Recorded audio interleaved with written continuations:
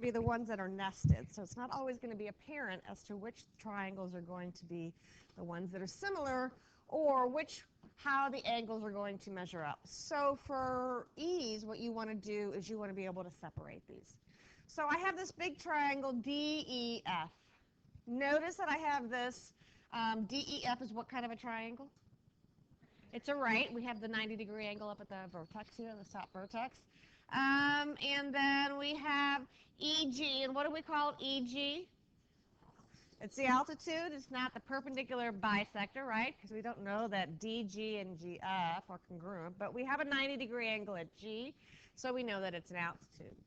All right, so what I did for you is I separated. This is the big triangle. And then these are the two smaller ones. You see how there's two smaller ones in there? All right. Notice that I have,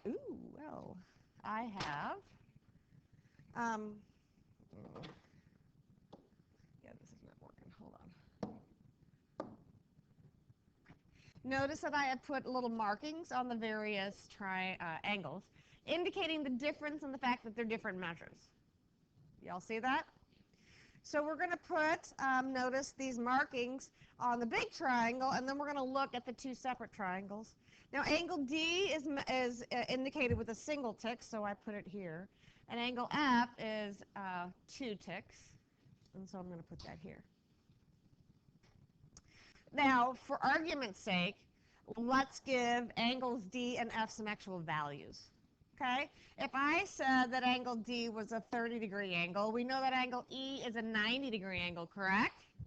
What would that by default leave angle F to be? 60, because we have 180 degrees. So we're going to say, all right, this is the 30 and this is the 60. And angle D is 30 and angle F is 60. Well, in those two smaller triangles then, what does that leave this part of angle F to be on the left triangle? The 60-degree angle, correct? Because we've got that altitude coming down, which has to be 90. And what does that by default leave the other E to be? 30 degree. So can you see that these angles are similar, or these triangles are similar? Because they're a 30, 60, 90. So by the angle similarity postulate that we learned, we know that they might not be congruent, but they will be similar. There, Grace?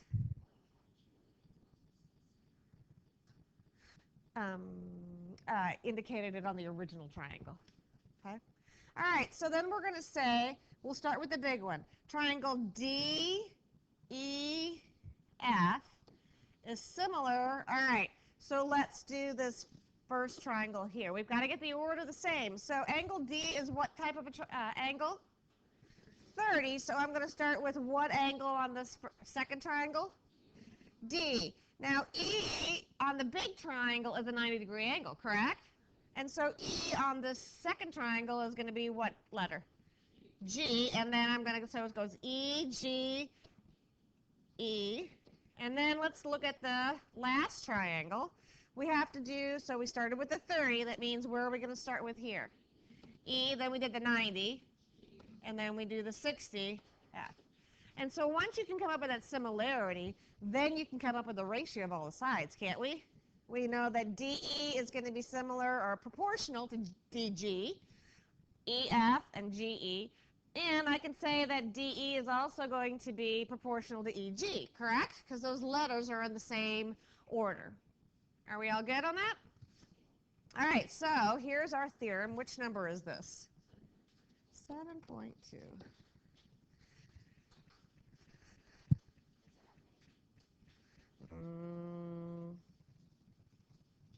No, I don't think so. We can call it the altitude, because it's talking about an altitude.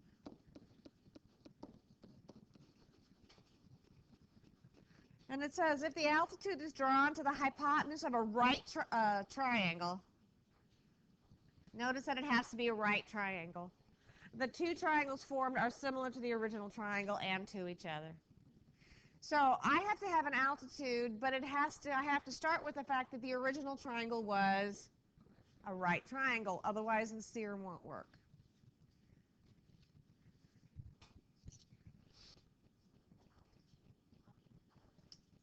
It'll be coming from the main triangle. Yep.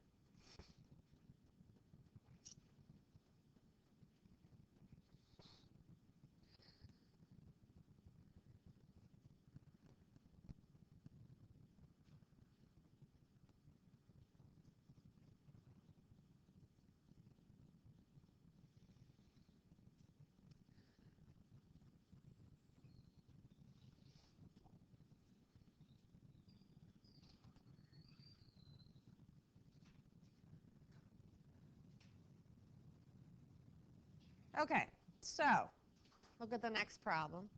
The trick to this is splitting up your triangles so that you can find the order that the letters are going to go into. Okay? And really, about half of you are not going to want to do this extra step, and you will occasionally get it right, and more often than not get it wrong. If I give you this problem with an altitude, you need to go the extra yard and divide them into the 3 triangles, the main one and the 2 smaller ones. Okay? So here is my triangle, ADC with DB being the altitude. And so what I would suggest that you do is the first one is always the original, and then we have triangle 1 and triangle 2, which I'm going to indicate. And then I'm going to indicate a difference between angles A and C by just putting little tick marks. Now the trick to this is lining up these 3 triangles all in the same way. So I simply go, I'm going to put my right angle all here. I'm going to put 1 tick measure up here. All are going to be in the same way. And then 2s will all be down here. So that I have a reference, 2 angles that are going to be referenced in each of these triangles generally to help me line them up. All right, that means in the big one, this is my original. This is number 1, and this, oh, yeah, whatever. And this is 2. Don't worry about the size, okay? In the angle, or in triangle 1, this is going to go A, D, C. In triangle 1, where is your 90-degree angle? What's the letter? In the angle 1, or triangle 1, B. That means B's got to go down here. We want them all oriented in the same way. Now, in triangle 1, what is the other angle that's marked? How many ticks does it have? How many ticks does it have? 1. It's marked with 1 tick. The letter is A. So is this going to go down here at the bottom or up here at the top? Up at the top. Therefore, in triangle 1, what is the last letter I need to include? D. There we go. And now we look at the last triangle. We know the right angle is what letter? Put that in first. Our next frame of reference is the fact that there's 2 ticks on this triangle that were marked, and its letter is.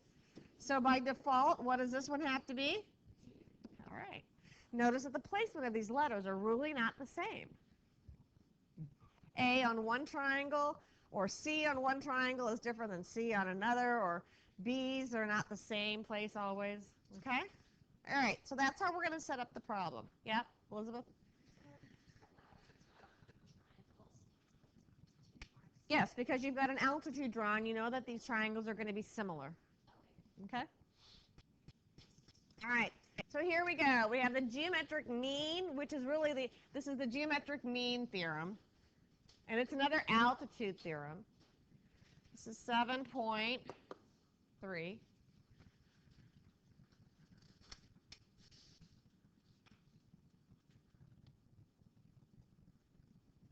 And for argument's sake, I want you to know this one is the heartbeat theorem. So these are the little ways. I'm going to give you a couple for this one and the next one. Little ways for you to remember how this is working. The geometric mean, remember, is the part of the proportions that makes your proportions equal to each other, right? Okay, we learned that in the last chapter. Heartbeat, doesn't a heartbeat look like that? Goes up, comes back down. In other words, there is a length that's going to be repeated. All right? The length that's repeated is the altitude. This is the altitude. So, altitude, so it's basically, it's going to be part 1 of the main triangle to the altitude, then is equal to the altitude to the second part of that main hypotenuse. So you can think about it as AB over BD equals BD over, and see how, remember, this is the repeat, right? Isn't that your geometric mean? because it's repeating in both parts. So there's your geometric mean. So, geometric mean, no, mean. Oh, Lord. Let's try this again.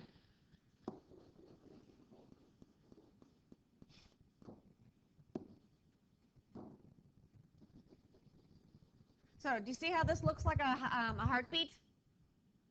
Okay. So you're going to have 3 different theorems, and then you're going to be thrown these triangle problems, and you're going to have to figure out which of these theorems I'm going to use. It just depends on what information is given. All right. Notice that these are all right triangles, yes? What is always your friend in a right triangle? Pythagorean theorem. So use that as part of your bag of tricks. All right. I call this next one's called another geometric mean theorem, but this one has to do with the legs. So the first one had to do with the altitude, right?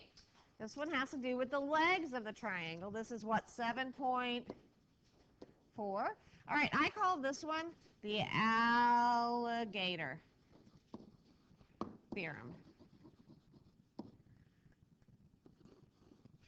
because it looks like the alligator's mouth, a big old jaw, okay, with one part that's going to be repeating.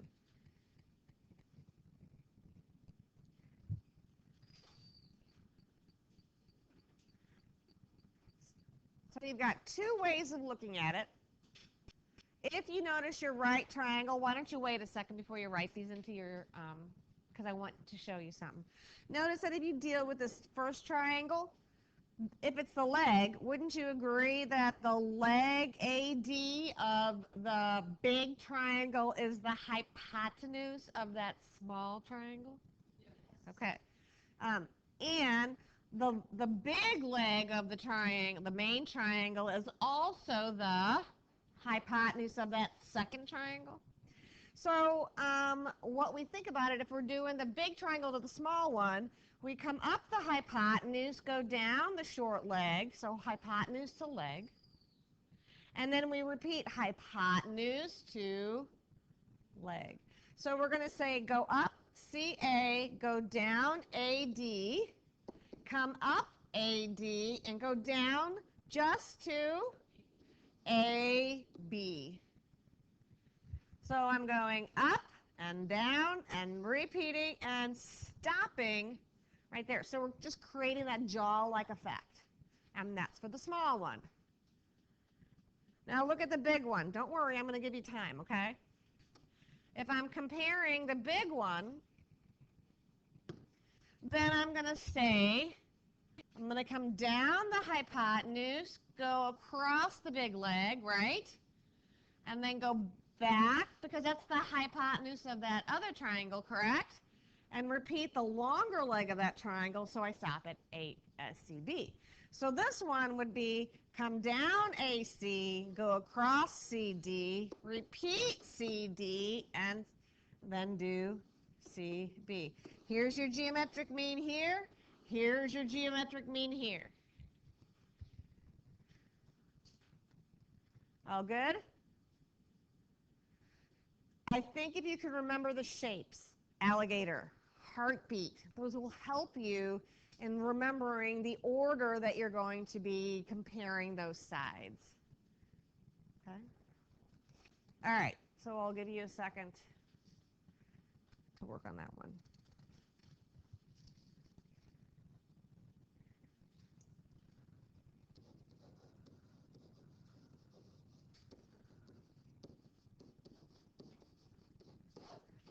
And in this one, you're never using the altitude, so maybe you want to remind yourself that when you're talking about the legs and you're creating that alligator effect, never are you going inside that big triangle. You're never using the altitude. Just every little bit that you can write to remember how to use them, the better off you'll be.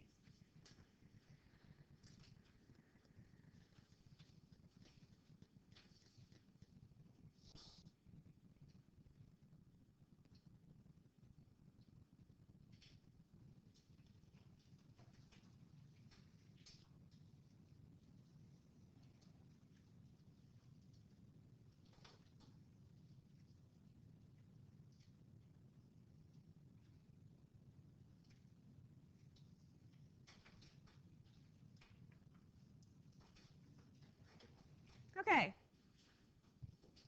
so here we go. Here's an example of a problem. All right, I will let you know that on the test, while I tell you the Pythagorean theorem is your friend, in order to force you to use these theorems, I will tell you may not use the Pythagorean theorem. So you can use it to check yourself, but I want you using one of these three theorems. And so make sure that you understand how to use them. So the questions you want to ask are, do you have parts of the hypotenuse? If you want to use the altitude theorem.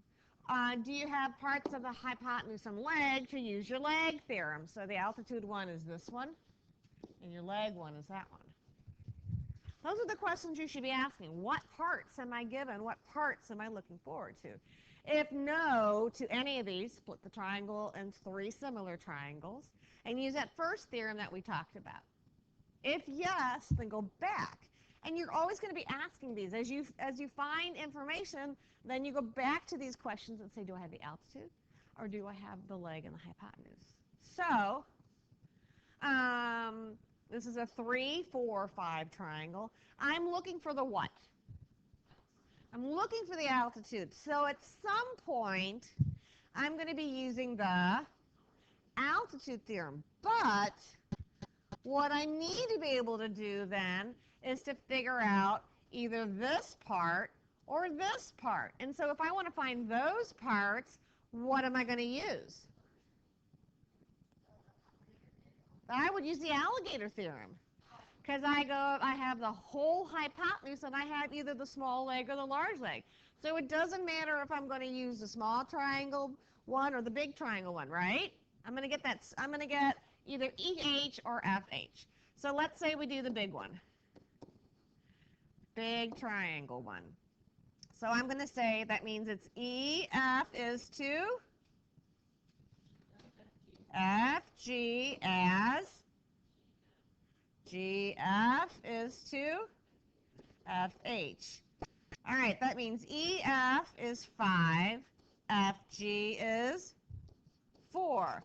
GF is 4, and FH is our Y. We're going to call that Y. We aren't going to use X because X represents the altitude, yes?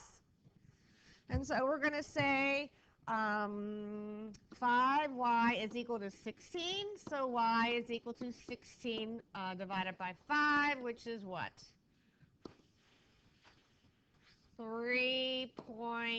Is that right?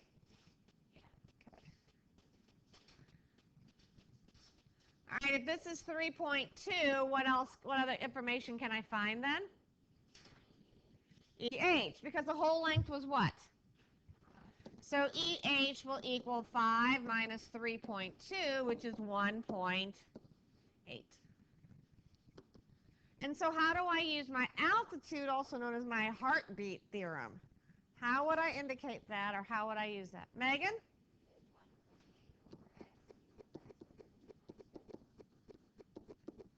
So therefore, x squared is going to equal 1.8 times 3.2. And so x is plus and minus the square root of 1.8 times 3.2. And what is that? Okay. Plus and minus 5.76, but which is the extraneous answer? The negative one's the extraneous one, right? Okay. Because we can't have a negative length. So that means x is equal to positive 5.76. All good? Elizabeth?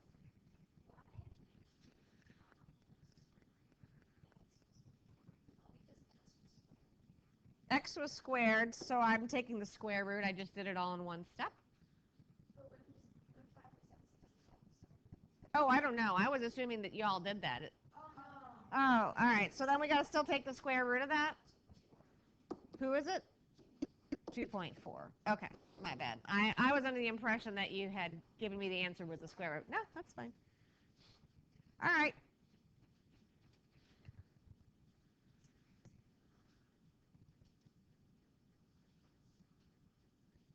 All right, again, I'm looking for the altitude, and what I have now are just the legs, yes? Got to find the hypotenuse.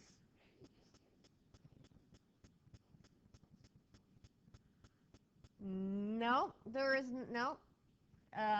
No, go back and look. 5 over x. Remember, it's not continuous. How do you do 5 over x as x is to 12? Yeah. How would I find the hypotenuse?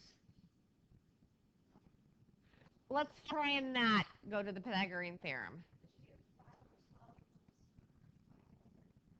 No, no. So we'll call this all y. Okay. I'm thinking you got to use that alligator. Or do you?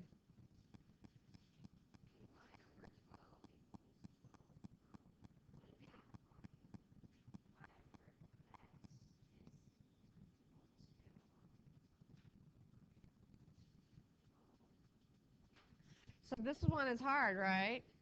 We've got too many unknowns, don't we? So what should we then probably use?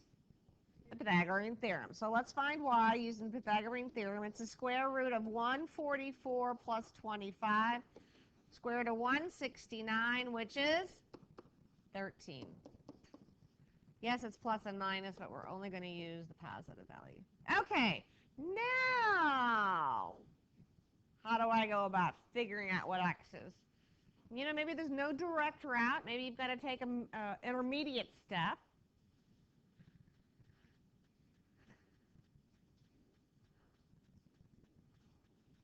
You do the alligator, yeah. What would be the alligator one?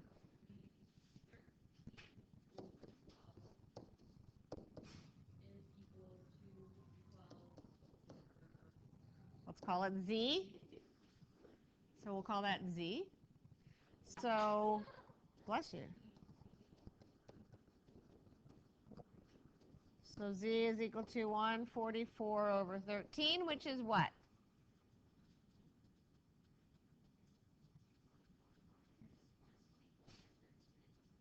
It's not pretty. All right, so let's round it to 2 decimals. 11.08. So if this is 11.08, then LJ is going to be 1.92.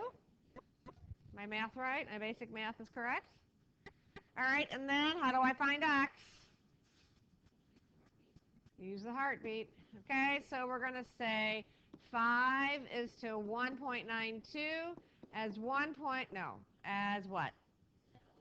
11.08 is to, no, that's not right.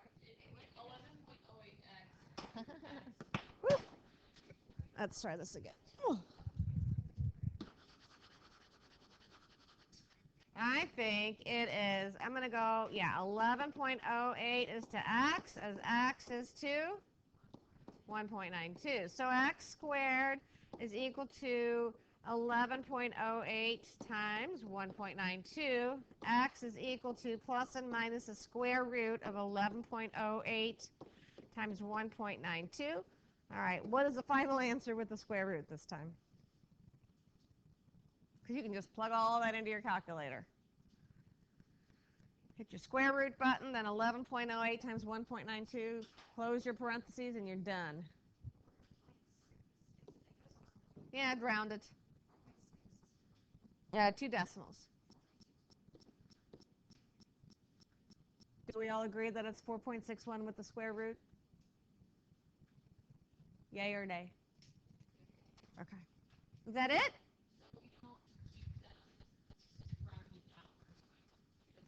2 decimals. Correct rounding, please. All right, then we have one more page, right? Okay.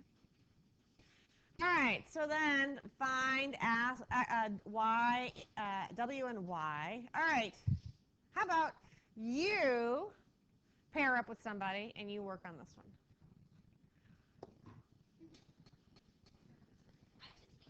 All right, let's see how y'all did. So what did you have to find first? How'd you find W? All right, so 5 is to your geometric mean in this problem?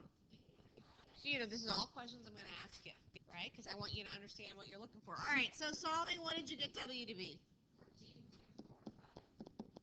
Gives you a length of 19.45, right, for the hypotenuse of the main triangle.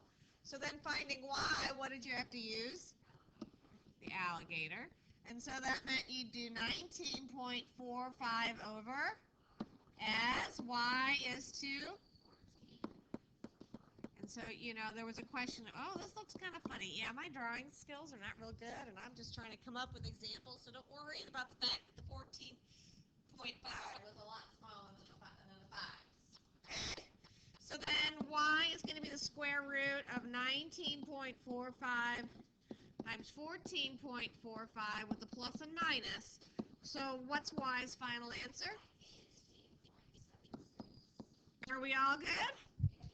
Perfect. Perfect. You've got to start. You got to figure out which leg you want to find. So, this leg or this leg. Well, we want this one. Okay? So you got to come down the main hypotenuse, up that leg, down that leg, and then to the altitude.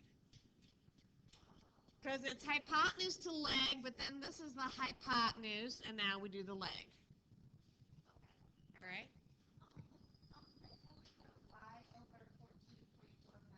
Uh-huh.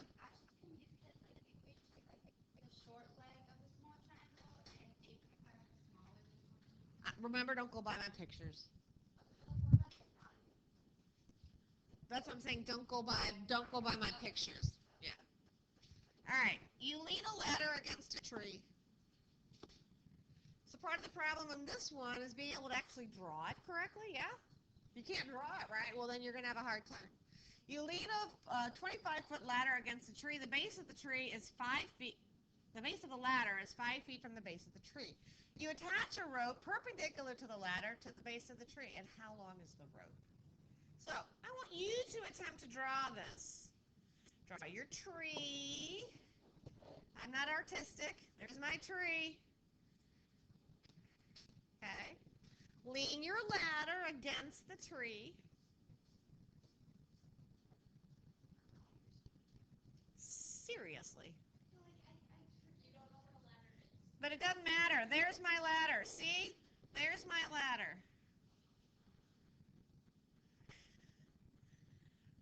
How long is my ladder?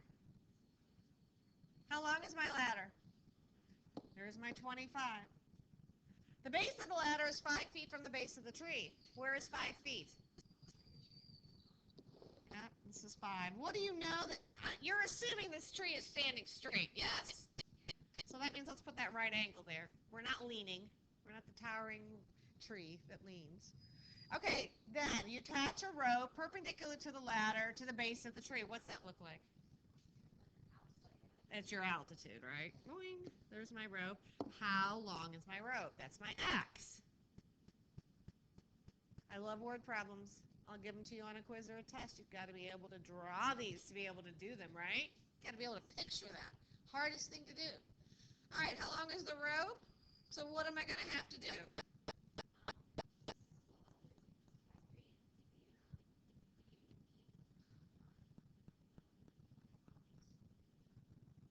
Well, I know what the hypotenuse of the big triangle is. It's 25.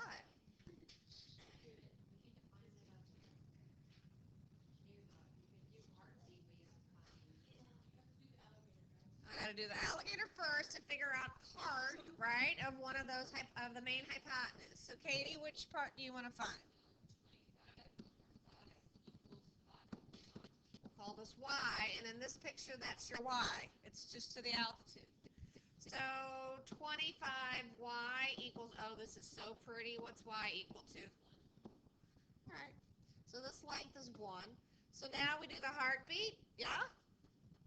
Because if this is 1, then this is. There you go. So we'll do 24 is to X as. Okay. Is just a 1. So X squared is 24. X is the square root of 24. All right, so when we've got pretty answers, I want them in root form. That's been simplified. 24 is a product of what values? 12 and 2, so 6 and 2 and 2, so this is 2 root 6. Oh, so this is just the straight out answer you wanted. Is if it's an integer, give it to me in root form, but if I've got to work with decimals, then just, yeah. Are we good? It's an application of what we've been doing. Okay. So you've got about 15 minutes to start on your homework.